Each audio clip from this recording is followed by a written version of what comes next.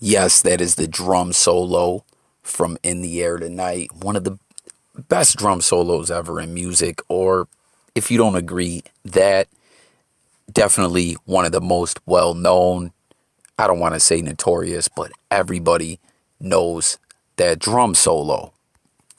Great song from the legendary Phil Collins, who, was in Genesis with Peter Gabriel as the lead singer, and then later when Peter Gabriel left, went solo, who had an amazing career. Collins transferred over from being Genesis's drummer to being the lead singer and still being the drummer as well. We'll talk a little bit more about Phil's, music and everything in a minute. But when In the Air Tonight, the song that drum solo is from, is mentioned, comes to mind, I know what we're all thinking.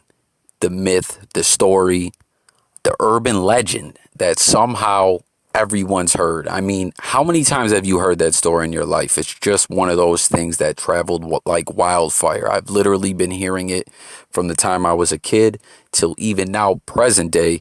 A lot of people still believe that is true. And for those that somehow have never heard this urban legend myth that circulated around, it's that, Phil Collins made that song because, I mean, there's different variations that he saw someone kill someone, and he later made that song about the incident, let the authorities know, had a concert, invited the guy, to come to the concert. It was someone he knew, it was a neighbor. Like I said, there's different variations. Sung the song with the spotlight on the guy, and the guy knew, he was busted. He was going down, and the police took him away. There's other ones that say he saw someone drowning and he didn't help them, or there's all different ones. Now, get in the comments. Obviously, I want to hear all the different variations of this that you guys may have heard in your life, or how many times you've heard this urban legend as well. I mean, it's just one of those things that's just travel around. I think everyone in the history of the world has heard this myth. It's even, mentioned in pop culture a lot. Hey, Bonnie. What? Listen to this. Say it's all been a pack of lies. What? Why? Just do it. Just say it's all been a pack of lies. It's all been a pack of lies.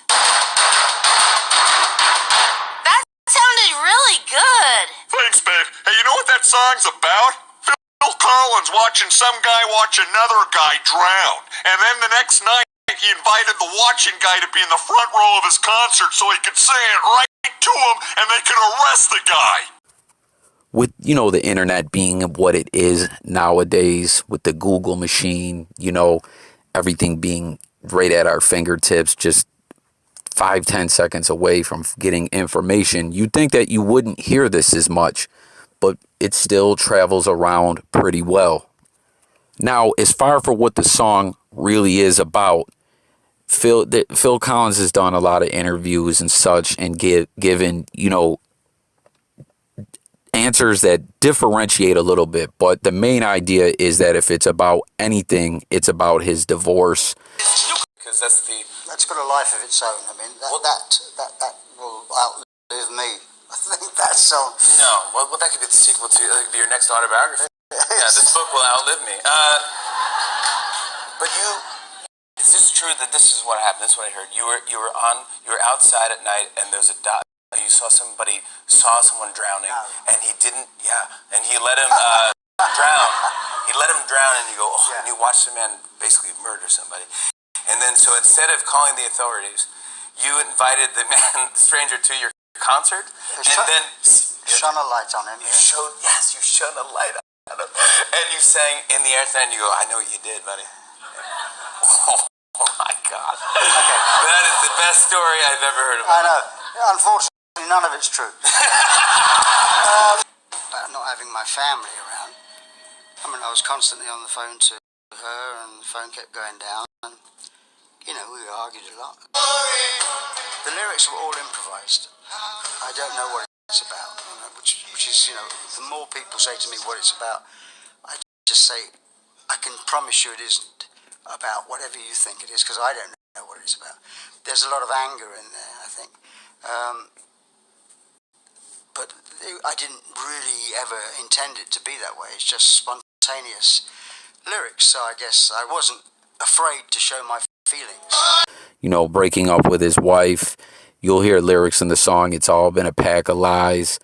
I can see it in your eyes, and, you know, things like that. And he's also kind of stated that it just didn't exactly have a meaning, but it was just kind of to vent his emotions from, you know, being sad to being mad, going from the extremes one to another so quickly, just kind of going through a really tough time in your life. So if it is, you know, were to be said it's about anything, it would be Phil Collins' divorce. It's just absolutely crazy, though, as, you know, I've stated, the way this story spread. I mean, honestly, all those out there, get in the comments. Would this, you say, in your opinion, be the #1 spread urban legend? Now, getting back to talking about Phil Collins' music, you know, a lot of great music, you know, been around a long time in the game. And speaking of that, I hope, you know, Phil's doing good as he's pushing 70. He actually may be 70 by now. And I've seen, you know, and heard that he's actually in a wheelchair. So best wishes out to Phil Collins. He's, you know, getting up there in age and everything. But he has a lot of classic songs with Genesis. He's got a lot of songs, you know, that have been on a mainstream level that he's done solo. Some of my favorites, Susudia, another one with Genesis, I Can Walk, or The Way I Walk, or something like that, where he has that Michael Jackson dance scene at the end. That was pretty cool in the music video. And one of the songs that I really loved was Easy Lover with Philip Bailey, who, someone out there, you know, I didn't look this up, but I believe Philip Bailey was a part of Earth, Wind, and Fire. I'm not positive, but a great song, which got ruined for me, because I don't know if any of you guys saw that that series about Andrew Cunanan and Gianni Versace.